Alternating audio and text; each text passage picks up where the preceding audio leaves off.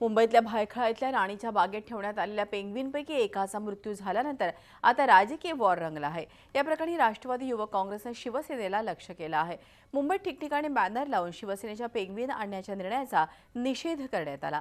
यावेळी पेंग्विनच्या मृत्यूला जबाबदार कोण असा प्रश्न उपस्थित करत आदित्य ठाकरेंना टार्गेट केला आहे। मातोश्री समोरही हे बॅनर लावण्यात आलं होतं, मात्र शिवसैनिकांनी हे बॅनर फाडून टाकलं। त्यामुळे आता वातावरण आणखीनच चिघळण्याची चिन्ह आहेत। नवी मुंबई महापालिका आयुक्त तुकाराम मुंढेंविरोधात अविश्वास प्रस्ताव 106 विरुद्ध 6 मतांनी मंजूर करण्यात आलाय। राष्ट्रवादी काँग्रेस आणि शिवसेना यांनी मुंढेंविरोधातल्या ठरावाला आता पाठिंबा दिला आहे। भाजपनं मतदानात सहभाग घेतलेला। अशा वेळी मला बोलायचं होतं, राजशिष्टाचारानुसार सगळे बोलले, पण मला जाणीवपूर्वक बोलू देण्यात आलं नाही अशी खंत व्यक्त केली आहे नवी मुंबईचे महापालिका आयुक्त तुकाराम मुंढे यांनी। अविश्वास ठरावानंतर झी 24 तासशी बोलताना त्यांनी आपल्या भावनांना मोकळी वाट करून दिली। मला सर्व आरोप खोडून काढायचे होते, मी कधीच कुणाला उद्धट बोललो नाही असंही ते म्हणाले। ज्यावेळेस प्रपोजल आलं त्यावेळेस प्रपोजलवरती सादर केले गेल्यानंतर इमिजिएटली ते कोणतंही न बोलता वोटिंगला टाकलं गेलं। त्यावेळेस मी महापौर महोदयांना, जे की पीठासीन अधिकारी आहेत, त्यांना म्हणलं की मला बोलण्याची संधी द्यावी, परंतु त्यांनी ऐकलं नाही आणि मग नंतर देतो असं सांगितलं आणि नंतरही मला संधी दिली नाही। कारण ते जे बोलले आहेत त्याच्यामध्ये तथ्यांश नव्हतं असं मला वाटतं आणि म्हणून त्या अनुषंगाने मी माझं मत मांडणार होतो, माझं म्हणणं मांडणार होतं, पण ते मला संधी दिली गेली नाही, त्याच्यामुळे मला तिथं बोलता आलं नाही। नवी मुंबई महापालिका आयुक्त तुकाराम मुंढेंना पालिका मुख्यालयात येण्यास मज्जाव करावा अशी मागणी महापौर सुधाकर सोनवणे यांनी केली आहे। पोलीस आयुक्त हेमंत नगराळे यांना पत्र पाठवून त्यांनी ही मागणी केली आहे। त्यावेळी सर्वपक्षीय नगरसेवक त्यांच्या सोबत होते। अविश्वास ठराव संमत झाला तरी पालिकेत येऊन काम करणार असल्याचं मुंढेंनी स्पष्ट केलंय। मात्र ते पालिकेत आल्यास कायदा आणि सुव्यवस्थेचा प्रश्न निर्माण होऊ शकतो असा इशाराही महापौरांनी या पत्रात दिलाय। त्यांची ही जी आडमुठेपणाची भूमिका आहे त्याच्यासाठीच आम्ही पोलीस आयुक्तांना पत्र दिलेलं आहे। कारण त्या माणसाशी बोलताच येत नाही, त्या माणसाला लोकशाही मान्य नाही आहे, नीतिमत्ता मान्य नाही आहे आणि जो माणूस नीतिमत्ता मानत नाही, लोकशाही मानत नाही, त्या माणसाशी कुठल्या प्रकारचा वाद करणं फार घातक असू शकतं आणि म्हणून त्या गोष्टीची काळजी या ठिकाणी घ्यावी म्हणून आम्ही पोलीस आयुक्त महोदयांना या ठिकाणी पत्र दिलं आहे। उसाला पहिली उचल 3200 रुपये मिळालीच पाहिजे, अन्यथा साखर कारखाने चालू देणार नाहीत असा इशारा स्वाभिमानी शेतकरी संघटनेचे खासदार राजू शेट्टी यांनी साखर कारखान्यांना दिला आहे। यंदा एफआरपीवर समाधान मानणार नाही असंही शेट्टी म्हणाले। 5 नोव्हेंबरपर्यंत उसाच्या दराबाबत निर्णय घेण्याची मागणी शेट्टी यांनी केली आहे। कोल्हापूर जिल्ह्यात जयसिंगपूरमध्ये स्वाभिमानी शेतकरी संघटनेच्या 15व्या ऊस परिषदेत पार पडली त्यावेळी ते बोलत होते। या परिषदेला राज्याचे कृषी आणि पणन राज्यमंत्री सदाभाऊ खोत हे देखील हजर होते। ज्या साखर कारखान्यांची रिकव्हरी 12.5% पेक्षा जास्त आहे त्यांना 3200 रुपये विना कपात एक रकमी उचल द्यायला काहीच अडचण नाही आहे आणि म्हणून या मागणी आम्ही केल्या आहे आणि जोपर्यंत ही मागणी आमची मान्य होत नाही तोपर्यंत या महाराष्ट्रातला एकही शेतकरी आपल्या ऊसाची तोड घेणार नाही। रत्नागिरी नगर परिषदेसाठी शिवसेनेनं आपली 15 उमेदवारांची यादी जाहीर केली आहे। उर्वरित यादी लवकरच जाहीर करण्यात येणार आहे। तर दुसरीकडे थेट नगराध्यक्षपदासाठी राष्ट्रवादीनं माजी नगराध्यक्ष उमेश शेट्टे यांना उमेदवारी दिली असून त्यांनी आपला उमेदवारी अर्ज दाखल केला। तसंच त्यांची पत्नी यांनी नगरसेवक पदासाठी अर्ज दाखल केला। मात्र अर्ज भरत असताना अनेक उमेदवारांना तांत्रिक अडचणींना सामोरं जावं लागलं। निवडणूक आयोगानं ऑनलाईन पद्धतीनं अर्ज स्वीकारण्याची सोय केली, मात्र त्याचा बोजवारा उडाल्याचं दिसतं आहे। अर्ज नीट अपलोडच होत नसल्याचा दावा उमेदवारांनी केला आहे, त्यामुळे या सर्व यंत्रणेचा बोजवारा उडालाय।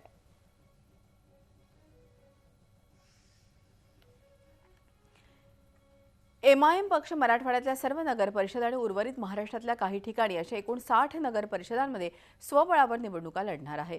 एमआयएमचे नेते डॉक्टर गफ्फार कादरी यांनी पत्रकार परिषदेत ही माहिती दिली।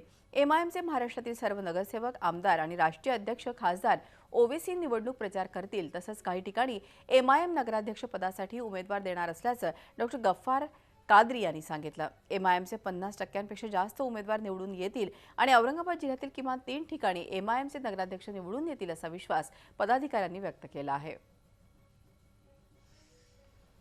अकोला महापालिका सभागृहात पुन्हा एकदा तोडफोड झाली आहे। वॉर्डातली कामं होत नसल्यानं महापालिकेच्या सर्वसाधारण सभेत विरोधी नगरसेवकांनी जोरदार गोंधळ घातला। सभागृहातला व्यासपीठ आणि माईकची तोडफोड केली।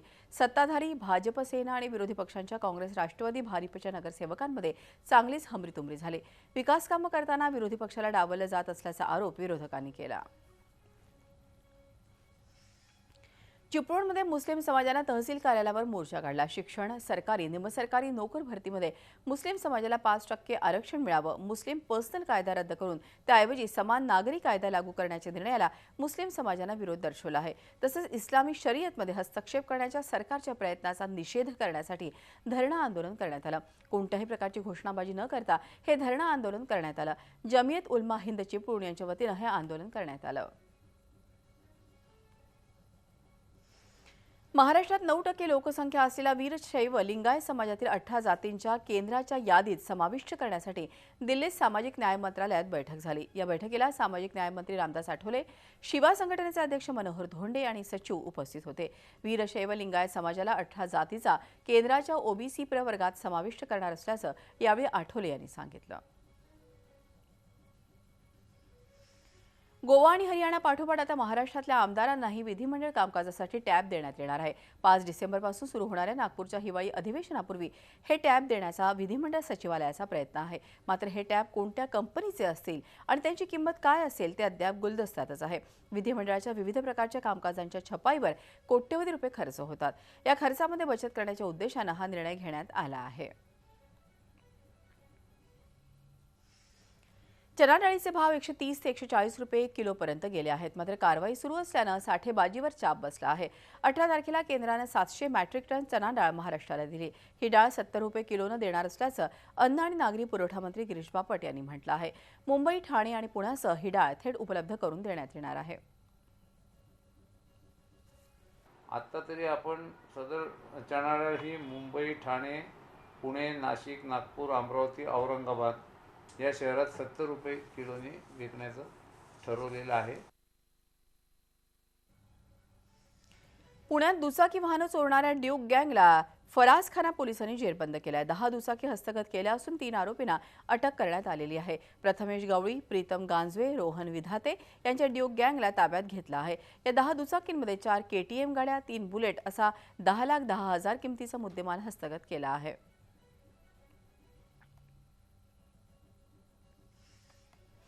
कुख्यात गुंड अरुण गवळीचं निवासस्थान म्हणून ओळखल्या जाणाऱ्या दगडी चाळीतून आगरीपाडा पोलिसांनी अनिल पिसा नावाच्या गुंडाच्या घरातून 11 लाखांची रोकड काल रात्री हस्तगत केली होती. या प्रकरणी आता कुख्यात गुंड अरुण गवळीची चौकशी केली जाणार आहे असं पोलीस सूत्रांनी सांगितलं आहे. अरुण गवळीच्या सांगण्यावरून हे पैसे अनिल पिसा यानं घेतले असावेत असा संशय पोलिसांना आहे. अरुण गवळी 2 दिवसांपूर्वीच नागपूर जेलमधून पॅरोलवर बाहेर आला आहे.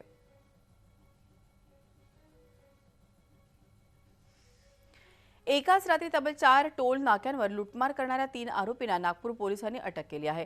नागपूर शहराच्या सीमेवर असलेल्या वाडी, दाभा, MIDC आणि गोणखैरी या टोल नाक्यावर ही लुटमार करण्यात आले होते. लुटमार करणाऱ्या तिघांपैकी 2 जण उच्चभ्रू घरातील आहेत. प्रिन्स सिंग, सागर मेश्राम आणि कोथे असं अटक केलेल्या आरोपींची नावं आहेत. 3ही आरोपींवर यापूर्वी कुठलाच गुन्हा दाखल नसून दारूच्या नशेत केवळ मौजमजा म्हणून हे कृत्य केल्याचं सांगितलं जात आहे.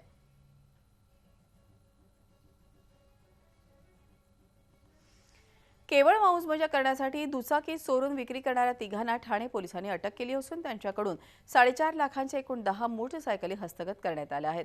शहरातील मॉल किंवा कार्यालयाच्या बाहेर उभ्या करण्यात आलेल्या दुचाकी मास्टर कीचा वापर करून चोरी करत असल्याचं निष्पन्न झालं आहे.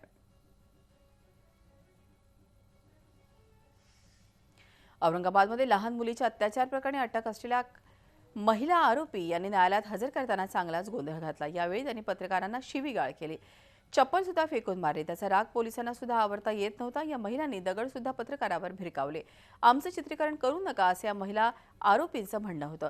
पोलीस कस्टडीमध्ये असताना त्यांचा हा उर्मट प्रकार पाहून पोलीस सुद्धा अचंबित झाले. दिवाळी सण आनंदाचा, मांगल्याचं प्रतीक मानले जातो. या आनंदात गरिबांना सहभागी करून घेण्यासाठी स्वराज प्रतिष्ठान या सामाजिक संस्थेनं पुढाकार घेतला आहे. संस्थेच्या वतीनं कपडा बँक तयार करण्यात आली आहे. आंतरराष्ट्रीय धावपटू कविता राऊत आणि नाशिकचे पोलीस आयुक्त रवींद्र सिंघल यांच्या उपस्थितीत कपडा बँकेचं उद्घाटन करण्यात आलं. संस्थेच्या माध्यमातून शहरात 8 ते 10 ठिकाणं निश्चित करण्यात आले असून वापरण्याजोगे कपडे, स्वेटर्स गोळा करून त्याचं वाटप आदिवासी पाड्यांवर दुर्गम भागात केलं जाणार आहे. साकीनाका येथील यादव कंपाऊंड इथे काल एका जुन्या कपड्याच्या गोडाऊनला आग लागली होती. अग्निशमन दल आणि स्थानिकांच्या मदतीनं आग विझवण्यात आली. आगीचं नेमकं कारण समजू शकलं नसलं तरी पोलीस आणि अग्निशमन दल त्याचा शोध घेत आहे. करोडो रुपये खर्च करून महापालिकेनं प्राधिकरणानं वाहतूक कोंडीतून सुटका व्हावी यासाठी प्रवाशांच्या रहदारीसाठी स्कायवॉक बांधले. मात्र सध्या Santacruz railway station, Tilak road, KKD road, Poddar शाळा, एसव्ही रोडला जोडणाऱ्या स्कायवॉकची दुरवस्था झाली होती. याची बातमी झी 24 तासनं दाखवल्यानंतर 2 महिन्यात सदर स्कायवॉकचे दुरुस्तीचं काम करण्यात आलं. याचं उद्घाटन मुंबईचे अध्यक्ष आशिष शेलार यांच्या हस्ते करण्यात आलं.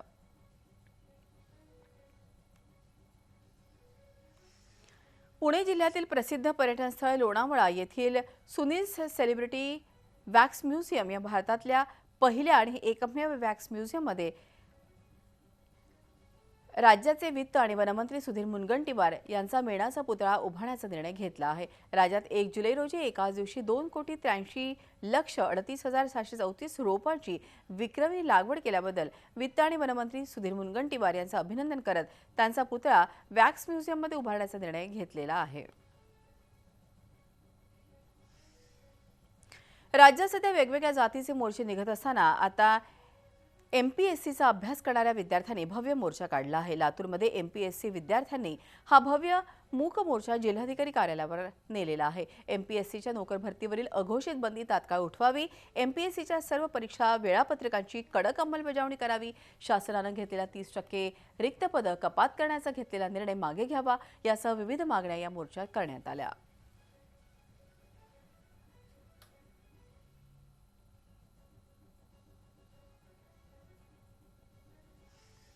या होत्या राज्यातल्या बातम्या. आता बघूया देश-विदेशातल्या महत्त्वाच्या बातम्या झटपट.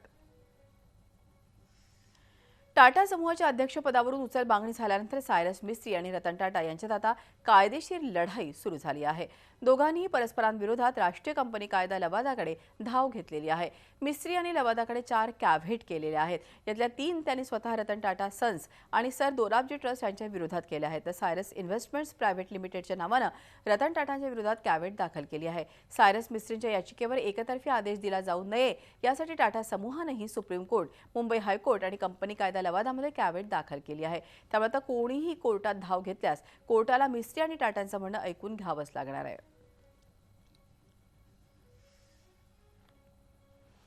हंगामी अध्यक्षपदाचे सूत्र स्वीकारल्यानंतर रतन टाटा यांनी समूहातल्या सर्व कंपन्यांच्या सीईओंसोबत मुंबईत बैठक घेऊन संवाद साधला. कंपनीत वरिष्ठ पातळीवर होत असलेल्या घडामोडींकडे लक्ष न देता आपल्या कामावर आणि व्यवसायाच्या प्रगतीवर लक्ष केंद्रित करण्याची सूचना त्यांनी केली. मी स्थैर्य आणि सातत्य आणण्यासाठी अंतरिम अध्यक्षपदाची सूत्र स्वीकारली असल्याचं टाटा म्हणाले. कंपनीमध्ये आणखीन काही बदल होणार असतील तर त्याबाबत तुम्हाला माहिती दिली जाईल असं सांगत आगामी काळातल्या बदलांचे संकेतही त्यांनी दिले.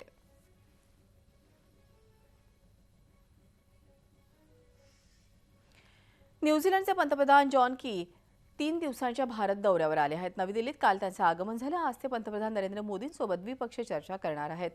अणुपुरवठादार गट अर्थात एनएसजीमध्ये सदस्यत्वासाठी न्यूझीलंडचा पाठिंबा मिळविण्याच्या दृष्टीनं ही भेट महत्त्वाची मानली जाते. एनटीपीवर स्वाक्षरी न केलेल्या देशाला एनएसजीमध्ये सामावून घेण्यास न्यूझीलंडनं विरोध केला होता. त्यामुळे की यांच्या भेटीत हा अडथळा दूर करण्याचा मोदींचा प्रयत्न असेल. भारताच्या समावेशामुळे एनएसजी अधिक बळकट होणार असल्याचं न्यूझीलंडच्या पंतप्रधानांना पटवून देण्याचा प्रयत्न करणार असल्याचं परराष्ट्र मंत्रालयाचे प्रवक्ते विकास स्वरूप यांनी म्हटलं आहे.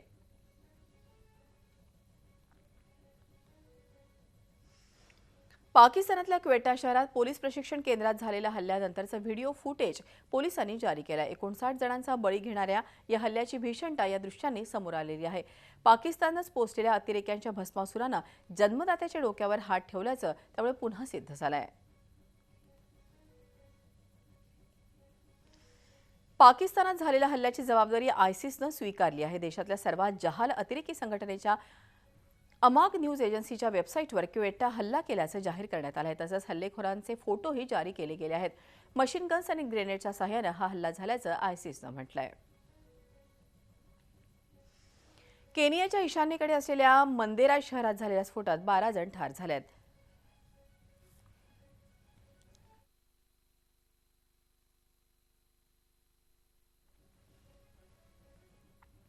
एका हॉटेलला लक्ष्य करून हा हल्ला करण्यात आला होता. शबाब या दहशतवादी संघटनेनं हल्ल्याची जबाबदारी स्वीकारली आहे. जर्मनीमध्ये निर्वासितांची घरं आणि त्यांचा वावर असलेल्या 12 स्थळांवर पोलिसांनी छापे मारलेले आहेत. थुरिंगिया आणि सॅक्सोनी तसंच बवेरिया या ठिकाणी हे छापे टाकण्यात आले. दहशतवादाला अर्थपुरवठा करत असल्याच्या संशयावरून ही कारवाई करण्यात आली आहे.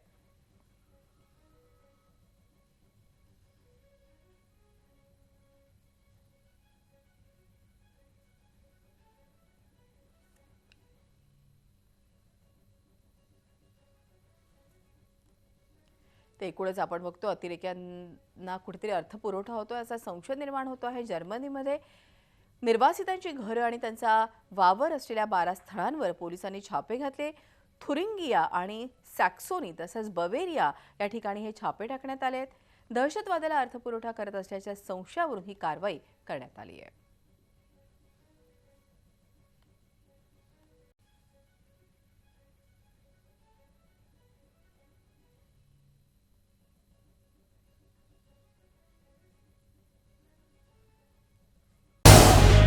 झी 24 तास रहा एक पाऊल पुढे.